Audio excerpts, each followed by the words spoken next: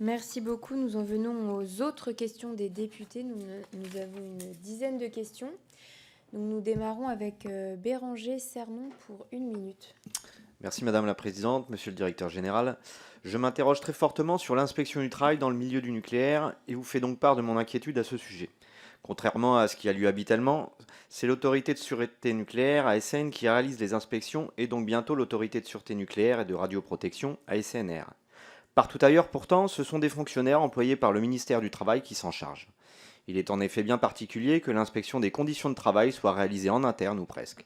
Alors ma question est simple, seriez-vous favorable au fait que l'inspection du travail soit réalisée par les inspecteurs du ministère du Travail et non plus par des agents de la RSN? Je pense notamment au cas de Flamanville où des inspecteurs du travail de l'ASN n'avaient pas pu réaliser leur travail dans de bonnes conditions, pour pas dire moins. Je vous remercie. Merci Monsieur le député. Madame Ercilia Soudet. Merci Madame la Présidente. Monsieur le Directeur Général, en tant que député de la 7e circonscription de Seine-et-Marne, je me dois de faire preuve d'une vigilance toute particulière sur les enjeux de sûreté nucléaire. En effet, ma circonscription abrite le fort de Vaujours que la société Placo-Plâtre entend reconvertir en carrière. Or, ce fort a accueilli des essais nucléaires et il en a résulté une importante contamination des sols qui n'est toujours pas dissipée.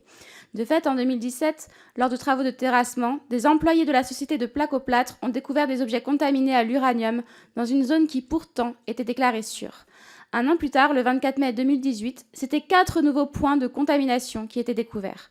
Alors Placo-Plâtre assure désormais prendre toutes les précautions pour dépolluer les sols et éviter d'extraire du gypse radioactif. Toutefois, l'ASN, dans un rapport du 9 novembre 2023, estime que les contrôles peuvent être encore améliorés. Si vous êtes nommé président de l'ASN, quelles garanties pouvez-vous nous apporter à cet égard pour la santé des travailleurs et pour celle des habitants? Merci Madame la députée. Monsieur Maxime Lenné. Merci Madame la Présidente. Monsieur Abadi, vous êtes candidat pour prendre la tête de la future autorité de sûreté nucléaire et de radioprotection. Est-ce à dire que vous êtes candidat pour la diriger comme elle a été pensée par ceux qui l'ont murmuré à l'oreille du Président de la République? C'est-à-dire pour que la SNR renonce à ses exigences d'augmentation de sûreté des installations nucléaires à l'occasion des visites décennales, pour que la SNR augmente sa proximité avec les exploitants qu'elle contrôle, pour que la SNR augmente aussi sa proximité avec le pouvoir exécutif, pour que la SNR organise l'opacité plutôt que le dialogue avec le public. Si tel est le cas, nous ne pourrons soutenir votre candidature. Avec la dissolution de l'IRSN dans l'ASN, nous sommes particulièrement inquiets que disparaisse sa contribution à l'enquête internationale sur les effets des faibles doses de radioactivité sur la santé des travailleurs. Pouvez-vous nous rassurer sur ce point, voire nous promettre qu'elle sera élargie aux travailleurs sous-traitants du nucléaire? Je vous remercie. Merci. Alors, Monsieur Lenné, est-ce que vous pouvez répéter la dernière phrase?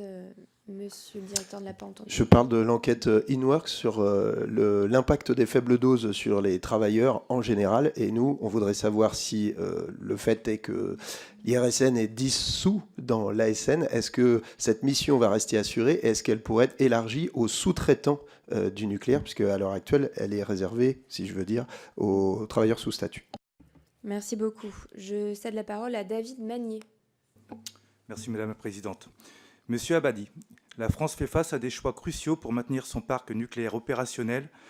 Selon la commission d'enquête visant à établir les raisons de la perte de souveraineté et d'indépendance énergétique de la France, 70% de notre électricité provient de réacteurs vieillissants, ce qui pose des questions sur la prolongation de leur durée de vie au-delà de 40 ans, voire même 60 ans.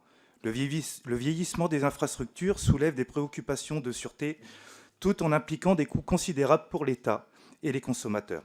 En tenant compte des incidents récents, comme celui de la corrosion sous contrainte, qui ont montré la vulnérabilité du parc nucléaire face aux défauts génériques, quelles mesures spécifiques, sous votre direction, envisagerez-vous de renforcer la surveillance des réacteurs prolongés et éviter que des anomalies techniques n'affectent la production d'électricité, compromise par des interruptions prolongées? Je vous remercie. Merci, Monsieur Sébastien Imbert. Oui, merci Madame la Présidente. Monsieur le directeur général de l'ANDRA, alors que le nucléaire fait partie des énergies décarbonées indispensables à l'indépendance énergétique de la France, la question du retraitement des déchets fait parfois l'objet d'une instrumentalisation politique de la part des opposants à cette énergie. L'autorité de sûreté nucléaire indique que certaines substances radioactives mises en jeu dans le cycle du combustible nucléaire sont considérées comme valorisables et qu'elles sont pour partie actuellement valorisées.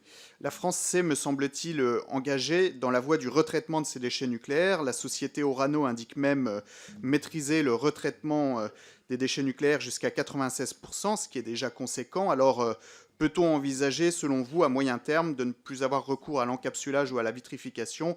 Et comment faire en sorte d'améliorer la rentabilité du retraitement de ces déchets, qui est un enjeu stratégique? Je vous remercie. Merci, Monsieur Julien Guibert. Merci Madame la Présidente. Monsieur Abadi, dans un contexte où les finances publiques sont exsangues, il me semble nécessaire de réfléchir à des pistes d'optimisation budgétaire au sein de nos institutions. Vous êtes pressenti pour prendre la tête de l'autorité de sûreté nucléaire après avoir dirigé l'ANDRA. De votre expérience dans ces deux structures, voyez-vous des axes potentiels de synergie entre l'ANDRA et l'ASN, notamment en matière de services qui pourraient être mutualisés ou de fonctions proches qui pourraient être fusionnées? Il est évident que nous ne pouvons plus fonctionner comme si les finances de l'État étaient en pleine santé, alors que des efforts sans précédent sont demandés aux contribuables. Votre avis sur d'éventuelles économies réalisables au sein de ces deux agences serait donc particulièrement apprécié.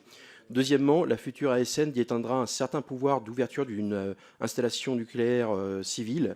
Pensez-vous que l'ASNR doit être la seule entité à un pouvoir de fermeture pour toute raison autre que politique? Je vous remercie. Merci, Monsieur Decker, puisque Sylvain Berrios n'est pas là. Il est allumé celui-là. C'est toi. Alors c'est lequel? Mais les deux.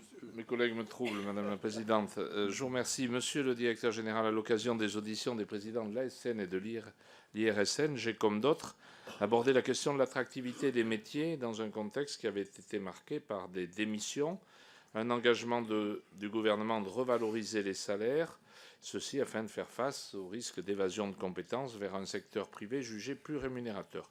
Vous avez, dans votre propos introductif et à l'occasion de vos réponses, évoqué un plan d'action ambitieux et abordé la question de l'équation budgétaire.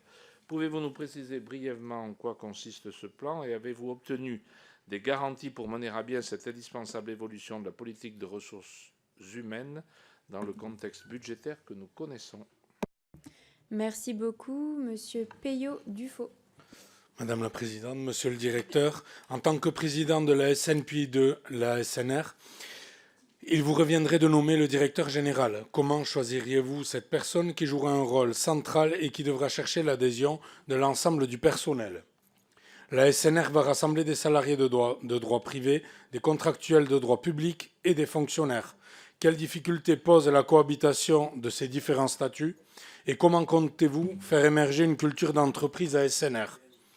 Et enfin, l'intersyndicale de l'IRSN indique qu'aujourd'hui, à 47 jours travaillés de la création de l'ASNR, ne sont pas encore consolidés le processus de versement des rémunérations aux salariés de droit privé, le processus de paiement des fournisseurs, le transfert des biens, droits et obligations entre l'IRSN et l'État et le CEA, et la structure budgétaire et comptable. Donc la question du report se repose. Vous n'avez pas répondu à mon collègue Le Seul. 6 ou 12 mois le report. Merci, Monsieur le député. Et Madame Danielle Brulbois. Merci, Madame la Présidente. Merci, Monsieur le Directeur, pour les réponses apportées. Attends, Daniel.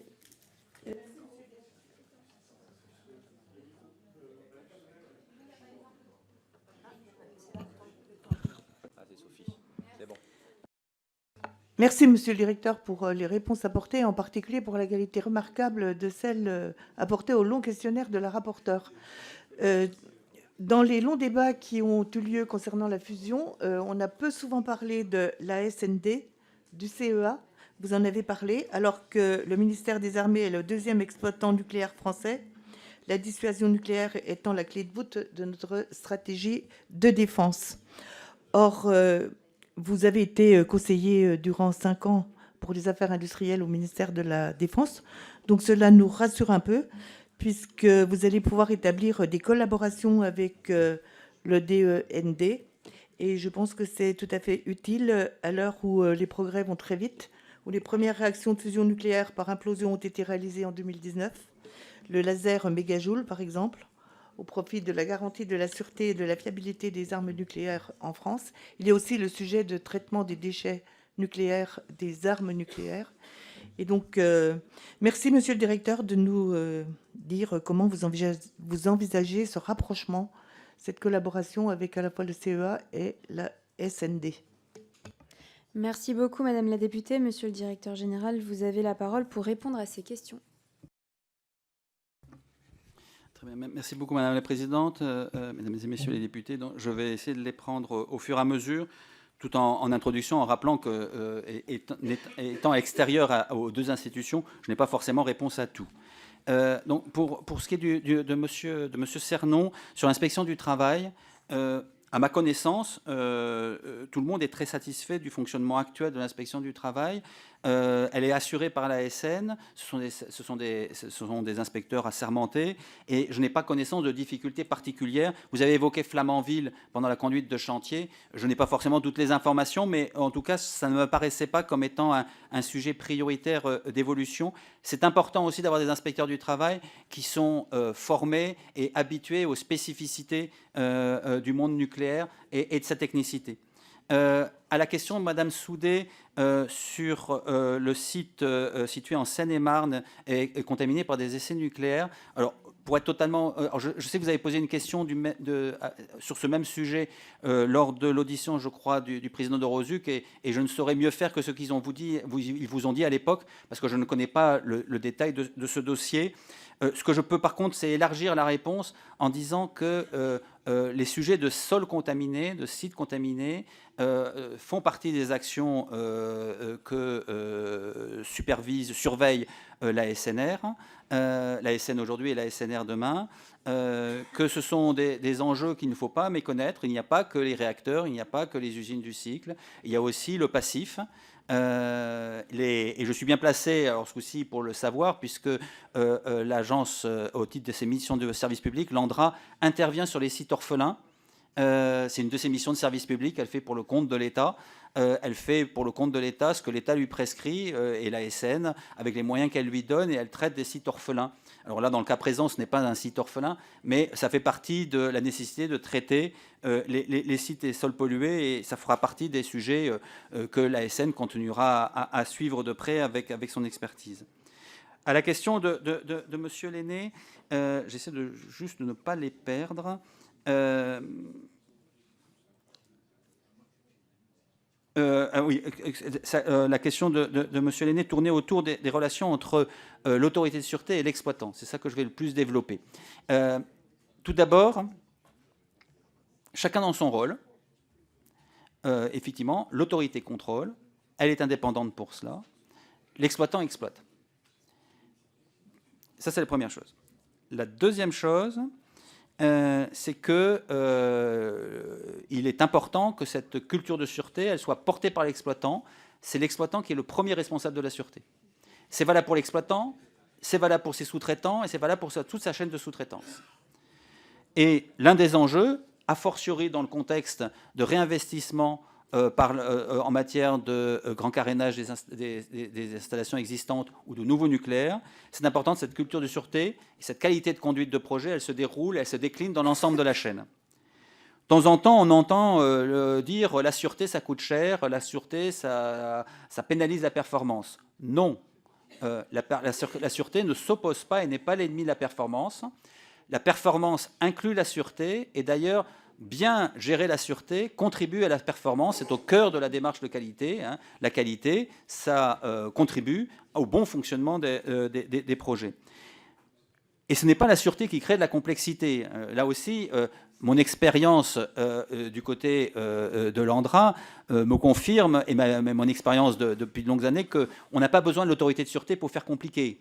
Et ça, voilà, c'est un effort collectif de ne pas faire trop compliqué, mais de faire performant et sûr. Et puis le dernier point, c'est que j'ai dit la performance, la sûreté c'est la performance c'est la sûreté. C'est pour cela qu'il est important que l'autorité de sûreté, comme elle l'a fait aujourd'hui avec l'IRSN, continue à être présente sur les questions de performance, de qualité, de conduite de projet. Comme vous le savez, ces dernières années, on a connu des cas de fraude, de malfaçon sur la chaîne de production et de chaîne de sous-traitance. C'est souvent la marque d'un défaut de culture de sûreté, et ce sont des sujets que l'autorité de sûreté a clairement investis en termes d'inspection, de contrôle et de mobilisation de la filière, et ce travail devra être poursuivi. Il est essentiel de diffuser cette culture de sûreté au plus profond de la chaîne de sous-traitance. Et ce n'est pas toujours facile, hein, parce que les chaînes de sous-traitance, au bout d'un certain temps, c'est des gens qui font du nucléaire et d'autres activités. Et donc, ça sera une activité à poursuivre en lien avec les organisations professionnelles, mais aussi dans les inspections que mène l'autorité de sûreté et l'actuel IRSN sur le terrain. Vous avez évoqué la question des faibles doses. Là, je crois que je ne serais pas capable de répondre très précisément à la question que vous posez. Ce que je dirais peut-être plus largement, c'est que la vigilance sur les faibles doses, elle doit se poursuivre, continuer à mener de la recherche, à mener de l'expertise, mais aussi à mener de la recherche sur l'effet des faibles doses. Et notamment la question qui revient souvent, c'est y a-t-il un effet de seuil ou pas de seuil, sachant qu'aujourd'hui l'autorité de sûreté, l'expertise et les contrôleurs partent sur une approche prudente qui est l'absence de seuil et donc la progression linéaire des effets des faibles doses. Ce qui semble confirmé par les dernières études récentes qui sont sorties, qui sont confirmées qu'en dessous du seuil ancien de détection, juste en dessous, on reste encore plutôt dans un effet sans seuil, et donc la prolongation de manière linéaire de l'effet est plutôt juste. Alors j'espère que j'en oublie pas, parce que là, je n'ai pas noté.